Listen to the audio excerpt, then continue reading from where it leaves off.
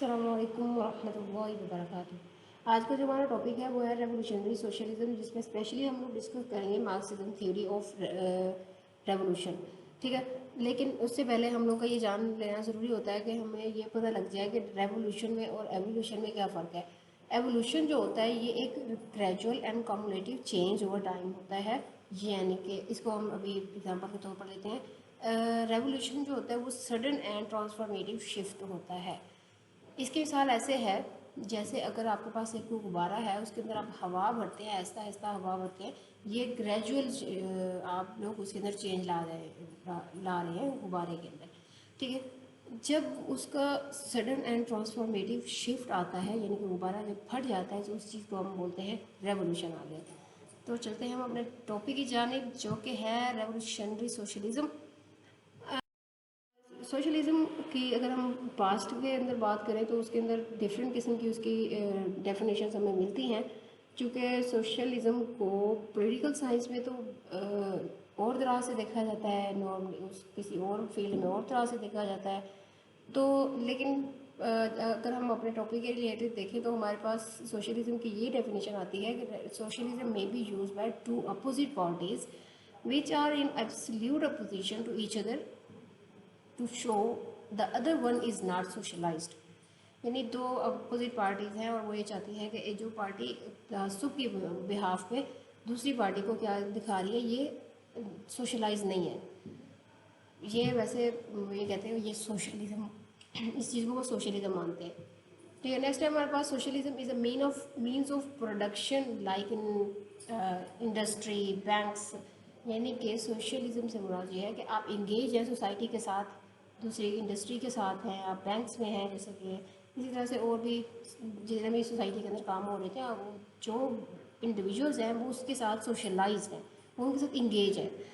Next है हमारे पास better distribution plus greater production of wealth. Socialist जो होते हैं वो क्या क्या एनालिसिस निकालते हैं इस चीज़ में, सोशलिज्म में से वो ये निकालते हैं कि जो हमारे पास वेल्थ है या फिर जो हमारे पास रिसोर्सेज हैं उनकी बेटर डिस्ट्रीब्यूशन हो रही है, और जो प्रोडक्शन है वेल्थ की वो भी हमें सोशलाइजेशन हमारी का अहम किरदार अदा होता है। नेक्स्ट है हमारे पास collective organisation of society for equality.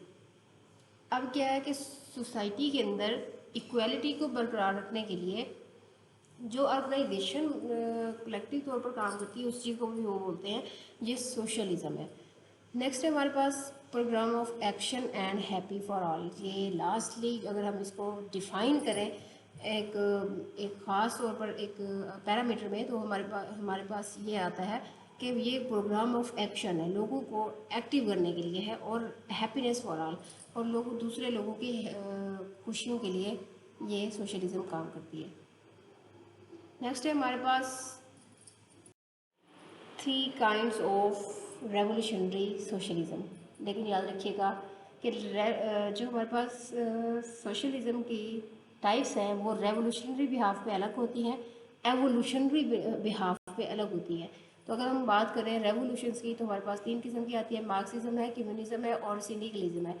Marxism को आज हम डिस्कस करेंगे, लेकिन सिंडिकलिज्म के बारे में बता दूं कि जो सिंडिकलिस्ट होते हैं वो दरअसल डायरेक्ट एक्शन पे बिलीव रखते हैं और मिथ्स पे बिलीव रखते हैं, जैसे कि पास्ट में लोग बिलीव किया करते थे। अगर हम एवोल्यूशन के बिहाफ पे सोशलिज्म को अगर हम डिफ़ाइन करें तो इसमें हमारे पास 3 चीज़ें दी जाती हैं। एक तो होती है रिविजनिज्म या फिर एवोल्यूशनरी मार्क्सिज्म। दूसरी है हमारे पास collectivism or state socialism or feminism. Third one है हमारे पास गिल्ड सोशलिज्म। ये एवोल्यूशन की बिहाफ पे इसको रेवोल्यूशनरी सोशलिज्म को एवोल्यूशन को 3 तरह से डिफाइन किया जाता है। जी, तो अब हम डिस्कस करेंगे मार्क्सिज्म। मार्क्सिज्म के जो फादर हैं, रियल फादर माने जाते हैं, वो हैं कार्ल मार्क्स। ठीक है, कार्ल मार्क्स की जितनी भी थ्योरीज हैं वो कहते हैं कि कम्युनिज्म के हवाले से या फिर सोशलिज्म के हवाले से डायरेक्टली या इनडायरेक्टली जितनी भी राइटिंग्स हैं हमारे पास आज तक, वो सारी की सारी कार्ल मार्क्स से इन्फ्लुएंस होके हमारे पास पहुंची हैं। और चाहे वो अगर वो वैसे ये भी माना जाता है जितने भी हिस्ट्री में हमारे पास थ्योरीज हैं, जैसे कि कार्ल मार्क्स से पहले की, जैसे कि प्लाटोस की कम्युनिज्म की थ्योरी है, इसी तरह से मोर की है यूटोपिया के बारे में, या फिर फ्रेंच यूटोपियन सोशलिज्म है जो वो क्या कहते हैं फोरियर हैं, रॉबर्ट ओवंस हैं, जितने भी सोशलिस्ट प्लान्स हैं हमारे पास पहले से, वो सारे के सारे वो कहते हैं यूटोपिया पे बिलीव रखते थे।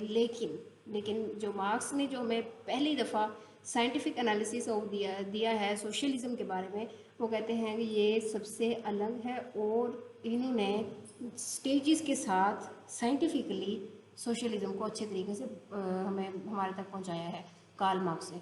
ठीक है, जिसके आगे हमारे पास कम्युनिज्म जो है वो इसकी कंटिन्यूएशन है मार्क्सिस्ट टीचिंग की, यानी कि अगर हम मार्क्सिज्म का अपडेट वर्जन देखें तो हमारे पास कम्युनिज्म आ गई है। ठीक है, his theories based on scientific analysis of human society, जैसे कि अभी हमने बात की है कि उसकी जो राइटिंग्स हैं वो सारी की सारी साइंटिफिक हैं। नेक्स्ट है हमारे पास बेसिक थ्योरीज, जिसमें पहली हमारे पास थ्योरी है मटीरियलिस्ट कॉन्सेप्ट ऑफ हिस्ट्री।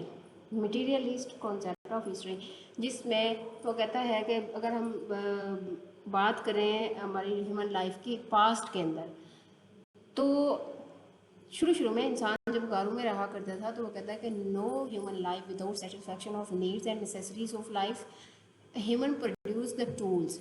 जैसे कि हम लोग हमारे पास एक कहावत भी मानी जाती है, necessity is the mother of invention.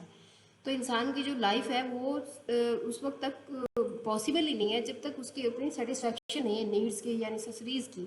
तो इंसान क्या करता है, उसके लिए कुछ टूल्स के थ्रू वो कुछ प्रोड्यूस करता है, वो मोस्टली चीज़ें, बहुत सारी चीज़ें अपने ज़रूरियात पूरी करने के लिए वो प्रोड्यूस करता है। ठीक है, ये अभी मटीरियलिस्ट कॉन्सेप्ट ऑफ हिस्ट्री जो कि मार्क्सिज्म ने दिया था। फिर वो क्या कहता है, ये जो अच्छा इंसान फिर सोशलाइज होना शुरू हो जाता है, इसके लिए इंगेज होता है, जो चीज़ें इन्वेंट करने के लिए वो दूसरी चीज़ों के साथ, दूसरे लोगों के साथ इंगेज होना शुरू हो जाता है। जब वो इंगेज होता है तो ये सोशल कंडीशंस जो होती हैं वो उसको एक वजह बनती हैं डेफिनेट सिस्टम बनने के लिए। लेकिन ये जो सिस्टम होता है ये स्टैटिक होता है, ये चेंज होता रहता है ओवर द टाइम, ये चेंज होता रहता है, जिसका नतीजा क्या निकलता है, अपोजिशन अमंग ह्यूमंस। इसका सिंपल सा अगर हम बात करें डेफिनेट सिस्टम से बाद हमारे पास उसका गवर्नमेंट सिस्टम है, उसके सोशल पैटर्न्स हैं, कल्चर्स हैं, नॉर्म्स हैं, हर चीज़ जो कि एक सोसाइटी के अंदर बन जाती है वो सारी चीज़ें इसमें आती हैं। ठीक है, अब इंसान की जब जब सिस्टम बन गया तो अपोजिशन आ गई। ठीक है, जब इन सारे रिलेशंस को अगर हम सम अप करें तो हमारे पास क्या आता है, एक तो आता है लीगल रिलेशन, दूसरा formation of state with consciousness. फिर इंसान क्या करते हैं, अपने एक लीडर सिलेक्ट कर लेते हैं और स्टेट बना लेते हैं, यानी अपना एक सारे लोग जो हैं वो अपनी अपनी जो कॉन्शियसनेस है वो दूसरे बंदे को कॉन्शियसली प्रमोट कर देते हैं कि भाई आप हमारे बादशाह हो, आपने हमें प्रोटेक्ट करना है, जो भी उनके मुफादात होते हैं वो उनको ट्रांसफ़र कर देते हैं। तो नेक्स्ट जो दूसरी थ्योरी है हमारे थ्योरी ऑफ क्लास वार, जिसमें कार्ल मार्क्स का ये कहना है कि हिस्ट्री के अंदर जब डेफिनेट सिस्टम जब बन जाता है तो लोग क्या करते हैं, वो प्राइवेट, जब सबसे ज़्यादा जो फ्लॉ पैदा हुआ है हिस्ट्री के अंदर लोगों के रिलेशंस के हवाले से स्पेशली, वो तब से हुआ है जब से प्राइवेट प्रॉपर्टी का एग्जिस्टेंस आई है। तब से प्राइवेट प्रॉपर्टी की वजह से लोगों के अंदर कन्फ्लिक्ट्स पैदा हो गए। ओके, एक कहा यह जाता है कि history is nothing but a story of class struggles and conflicts. ये जो कन्फ्लिक्ट्स होते हैं ये दरअसल बिहाफ, किस बिहाफ में है, ये प्रॉपर्टी की बिहाफ में है, और जिस प्रॉपर्टी ने, इस कंपटीशन ने, इस कॉन्फ्लिक्ट ने लोगों के अंदर क्लासेस पैदा करती हैं कि ये अपर क्लास, ये लोअर क्लास, इसके पास कम है, इसके पास ज़्यादा है, ये दो क्लासेस आपस में बन गई। थ्योरी ऑफ सरप्लस वैल्यू, जिसमें हमारे पास कुछ और थ्योरीज इसके अंदर मौजूद आती, कुछ पॉइंट्स हैं जो हमें इस थ्योरी में मिलते हैं। पहले ये तो हमें अगर पॉइंट को हम देखें तो ये लेबर्स के बारे में है कि वो कहता है कि लेबर जो होते हैं वो आपकी एक्सचेंज वैल्यू की कमोडिटी है। कमोडिटी कहते हैं अजनास को, यानी अजनास की वो एक एक्सचेंज वैल्यू है। कैसे, क्योंकि जो लेबर होता है वो एक्सपैंड करता है आपकी प्रोडक्शन को। तो आप उसको वैल्यू दो, यानी कि लेबर्स को वैल्यू, या आप इस थ्योरी को ये भी बोल सकते हो लेबर्स वैल्यू। ठीक है, नेक्स्ट है हमारे पास वैल्यू एंड एक्सचेंज वैल्यू। तो वो कहता है कि जो हमारा कार्ल मार्क्स है वो डिफ्रेंशिएट करता है use value which is useful for a commodity and exchange value, यानी एक्सचेंज वैल्यू के लिए और अजनास के लिए वो बहुत ज़्यादा यूज़फुल है। कैसे? वो कहता है कि वो वैल्यू जिसके ज़रिए आप अपनी कमोडिटीज या आप अपनी प्रोडक्शन को दूसरे बंदे के साथ एक्सचेंज करते हैं, तो यूज़ वैल्यू जो है वो स्पेसिफिक करती है इंडिविजुअल्स के साथ, इंडिविजुअल्स की नीड्स के साथ, प्रेफरेंसेस के साथ। यानी कि आप मार्केट में कोई अपनी प्रोडक्शन बेच रहे हैं, तो वो आपकी जो वैल्यू है और जो आपकी प्रोडक्शन की वैल्यू वो दरअसल उन उन लेबर्स की वजह से है जिन्होंने इतना अच्छा काम किया। ठीक है, नेक्स्ट है हमारे पास कमोडिफिकेशन ऑफ लेबर। यहाँ पर उसने ये बताया है कि जब आप जो लेबर पावर होती है ना, वो भी दरअसल एक कमोडिटी बन जाती है जिसको सेल भी कर दिया जाता है मार्केट के अंदर और बाय भी कर दिया जाता है। तो वो लेबर्स को, वो कहता है कि लोगों ने लेबर्स को भी एज अ ऐसे ऐसे प्रोडक्शन की तरह बेचना शुरू कर दिया, उसको इंडिविजुअल्स ही नहीं समझा, उसको लेबर्स को सेल करना शुरू कर दिया। तो वो कहता है कि लेबर पावर जो है वो वो कहता है कि ये बड़ी अच्छी चीज़ होती है। क्यों? क्योंकि ये एक उसके पास एक यूनिक करेक्टरिस्टिक होती है जो कि उसके अंदर ज़्यादा वैल्यू पैदा करती है जो वर्कर्स होते हैं उसकी सब्सिस्टेंसी की। कैसे? अगर वर्कर्स इसका मतलब ये है कि उनको वर्कर्स और चाहिए तो वो बाय एंड सेल कर रहे हैं, तो इसका मतलब ये है कि वर्कर्स की वजह से उनका काम चल रहा है। ठीक है, नेक्स्ट है हमारे पास सरप्लस वैल्यू। तो सरप्लस वैल्यू में अगर हम बात करें वेजेस की जो कि प्रोडक्शन के बाद हमें मिलती है, या फिर वो वैल्यू जो वर्कर ने लेबर्स के थ्रू क्रिएट की थी, वो कहता है इसके दरमियान बड़ा फ़र्क है।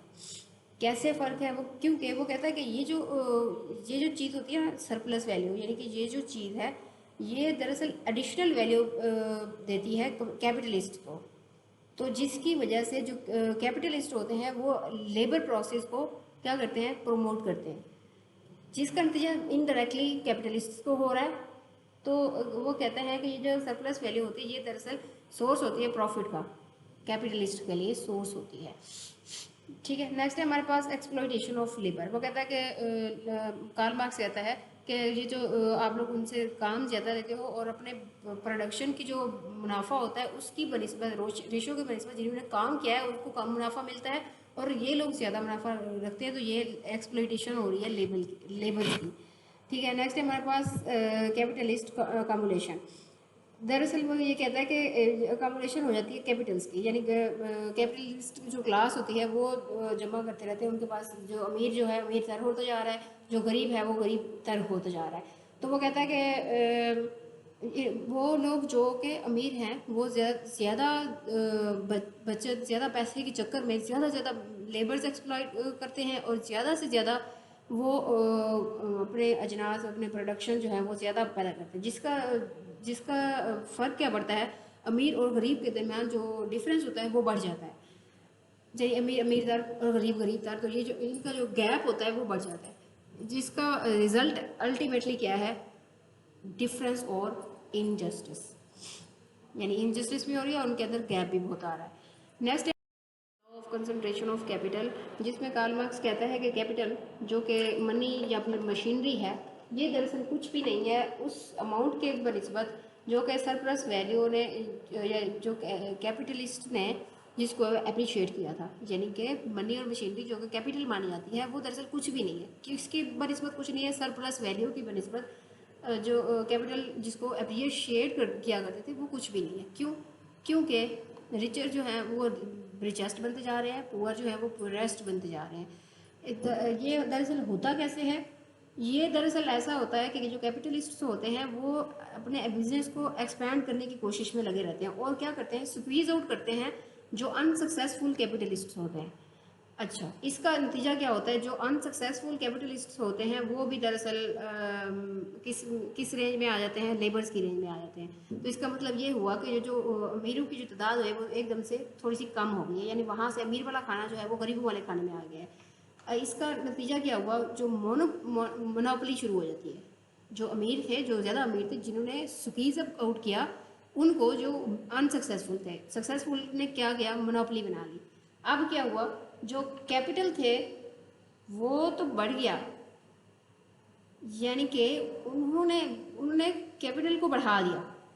अब क्या हुआ, तो यहाँ पर दो क्लासेस वो कहते हैं बनती हैं, जिसको बाकायदा तौर पर कार्ल मार्क्स ने नाम दिया हुआ है बोर्जियोसी और प्रोलेटारिएट्स, यानी कि जो अमीर थे और जो गरीब थे, ये दोनों क्लासेस जो हैं ये एक ही एक कैपिटल के अंदर आ जाती हैं।